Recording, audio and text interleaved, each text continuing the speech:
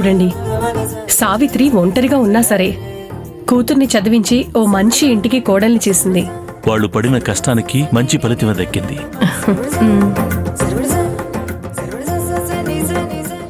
భక్తవత్సల గోవింద, భాగవత ప్రియ గోవింద, గోవింద హరి గోవింద, వెంకటరమణ గోవింద, గోవింద హరి గోవింద, వెంకటరమణ గోవింద, గోవింద గోవింద. ఇలా బతకడం చూసి దేవదేవతలే భూమిపైకి రావాల్సింది. మీ బాధ తట్టుకోలేక వాళ్ళక్కడే ఉండిపోయారు. నన్నిక్కడికి పంపించి ఇప్పుడు నన్ను చూసి నవ్వుకుంటున్నారు. దేవుడా, తెలుసో తెలియకో తను అలా మాట్లాడుతుంది. నా అలాగే నువ్వు కూడా తన మాటలేమీ పట్టించుకోవద్దు. దయచేసి క్షమించేయి. నువ్వు పంపించిన నా భార్య చాలా మంచిది. ఎంత దండం పెట్టుకున్నా ఏమొస్తుందిలేండి. కూతుర్ని ఒక మంచి ఇంటికి చేర్చడం కాలేదు కదా మీ వల్ల. నా చేతిలో ఏముందే, అంతా శ్రీనివాసుడి దయ. అమ్మా, నాన్నా, అమ్మా, అమ్మా, నాన్నా, అమ్మా శ్రీప్రియ, ఏంటమ్మా ఏమైంది? ఏంటి చెప్పా చేయకుండా వచ్చేసావు? అదే చెప్పి రావడానికి అదేమన్నా ప్రైమ్ మినిస్టరా? మన కూతురే కదే. తను ఎప్పుడు రావాలంటే అప్పుడు రావచ్చు. తను ఎప్పుడు రావాలన్నా మన ఇంటి తలుపులు తెరుచుకునే ఉంటాయి. అది కరెక్టే. అయినా వాళ్ళక్కడ ఏ నోటుకొచ్చినట్టు మాట్లాడుంటారో. నా కూతురు సరిగ్గానే సమాధానం చెప్పుంటుంది. వాళ్ళేదో చెప్పి పంపించే ఉంటారు. అందుకే తానెక్కడికి పరిగెత్తుకుంటూ వచ్చింది. అమ్మా, అంతే కదా?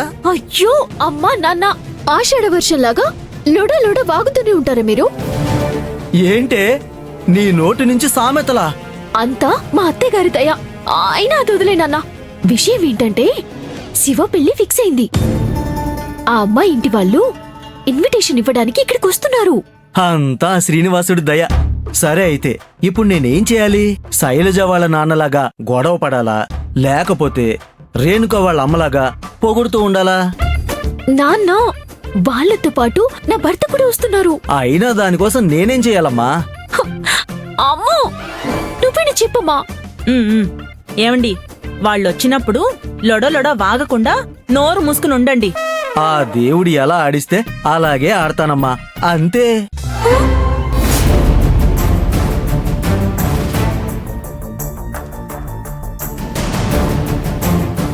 అయ్యో నాన్న, వాళ్ళు వచ్చేసారనుకుంటా.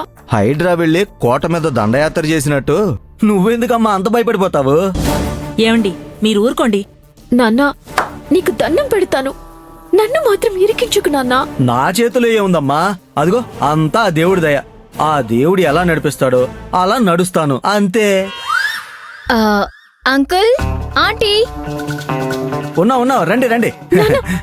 రండి రండి రండి రండి, నమస్తే కూర్చోండి అండి. కూర్చోండి కూర్చోండి. బాగున్నావు బాబు? నమస్కారం అండి. నమస్కారం. నమస్తే అండి. నమస్కారం అండి. నేనే శ్రీప్రియ వాళ్ళ నాన్నని. నా పేరు శివ. నా పేరు శ్రీనివాస్ అండి. ఓహో, మా అమ్మ వాళ్ళ అన్నయ్య పేరు అంటే మీ మేనమామ పేరు శ్రీనివాసా? కాదు కాదు, మా అమ్మ మైనావతి, వాళ్ళ అన్నయ్య పేరని విన్నాను. శ్రీనివాస్ అంటే శ్రీ వెంకటేశ్వర స్వామి. వెంకటేశ్వర స్వామి అంటే విష్ణుమూర్తి అవతారం కదండి, అందుకే అన్నానండి, అంతే. నేను పెద్ద దైవభక్తుండండి, అందుకే అందరు దేవుళ్ళని మా ఇంట్లో వాళ్ళలా చూసుకుంటానండి. దాందేముందండి, మన వియ్యంకులు కూడా భక్తులే, చాలా దైవభక్తులు. అది నేను జనరల్ గా చెప్పాను, అంతే. ఉమ్, ఇప్పుడు మా ఇంట్లో ఏమవుతుందో అని ఎవరికైనా చెప్పడానికి వీలవుతుందా? ఇదిగో చెప్పండి చూద్దాం. కానీ మేం మాత్రం మా వియ్యంకుల్లాగా జోరుగా పూజలేమీ చెయ్యం. ఆ భగవంతుడు మనకి ఎంత ఇచ్చాడో అంతలోనే చేయగలమండి. అలా ఉంటేనే మంచిది. ఎంతుంటే అంతలోనే ఉండాలి. అవునయ్యా, మీలా ఆడంబరంగా మాకు పూజించడానికి వీలవ్వదు. ఏం మాట చెప్పారు? కానీ అవ్వదు చూడండి. నేను ఏమైనా సరే నుదుటిన బొట్టు పెట్టుకుని ఇదిగో భారీ మాటలు వింటూ ఉంటాం, అంతేనండి. ఇలాగే స్టైల్ గా మాట్లాడతానండి, జోవియల్ గా మాట్లాడతానండి. కానీ అది కొందరికి నచ్చదండి. ఏం చేయని చెప్పండి. ఆ దేవుడు చూపించిన దారిలో నడుచుకుంటూ వెళ్ళాలి అంతేనండి.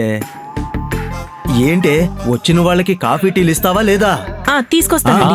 వద్దమ్మా వద్దు, మేము తాగేసి వచ్చాం. అయ్యుంటుంది అయ్యుంటుంది. మీరెక్కడి నుంచి వస్తున్నారు చెప్పండి? ఆ వీరశంకర మహారాజులు బాగానే మర్యాద చేసి పంపించుంటారండి. ఇప్పుడు పెళ్లి దగ్గర పడుతుంది కదా, అందుకే అలా అన్నాను అంతేనండి. మీరేమంటున్నారో నాకు అర్థం కావడం లేదు. అంటే పెళ్లి గురించి మాట్లాడుతూ మంచి భోజనం పెట్టి పంపించుంటారు కదా, అదే చెప్తున్నానండి. అవునవును. అయినా భోంచేయిందో పంపిస్తారేంటండి? మేం కూడా పిల్లనిచ్చాం కదా, ఆ అనుభవమే మాకు వాళ్ళ గురించి అంతా తెలిసేలా చేసింది.